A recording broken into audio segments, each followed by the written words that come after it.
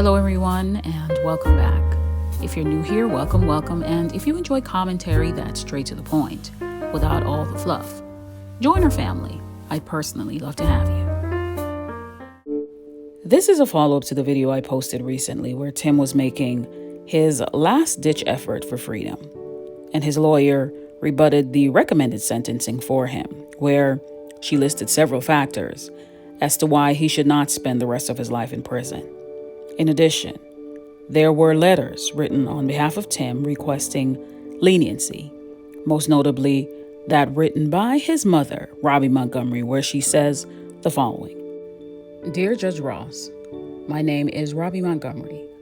I am the mother of James Timothy Norman, an inmate who is coming before you for sentencing in a few days. I'm writing you to ask for mercy for my son. As a mother, I am devastated that my son has been accused and convicted of the crimes, but I am pleading to God through you for mercy. Tim is my only living son. I lost my other son to violence in the streets of Los Angeles when Tim was only 15 years old. I don't know whether Tim did what he was accused of and convicted of. He is still the baby that I bore, and I love him as every mother involved loves their child. When your child is in trouble, that's when they need you. As a parent, I'm sure you know the feeling. The man that was presented to the jury and to you at trial is not the man I know. I don't make this statement blind to all the faults that we as humans have and that Tim has, but the long-term scheming and plotting that was outlined at trial is not the man I have known. My statement is not the unthoughtful plea of a mother in love with her son, which I do. Over the years, I have watched all the people that Tim has helped and encouraged me to help. I've watched him help ex-offenders, friends, and relatives, trying to give them a hand up and volunteering with numerous community groups providing food and service when there has been a need. I do not have Solomon-like wisdom to answer the questions that must be answered in sentencing.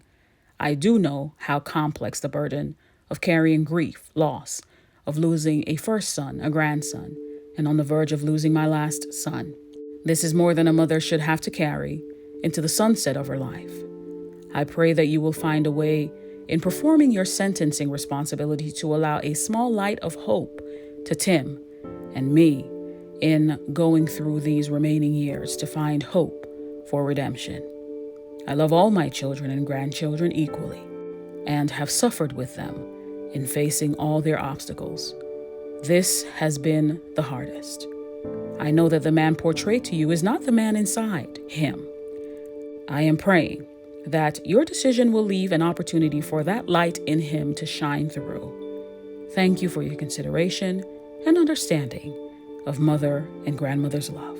What I find telling is that they could only find 9 people, including his mother, to go on record as to the nature of his character of being so-called good.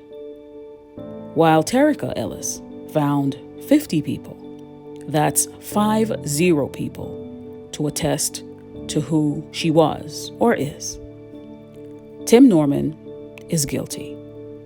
And with all the writings, postings, and sound bites, not once has he apologized for his actions, and neither has anyone from the Montgomery side of the family, including Miss Robbie herself.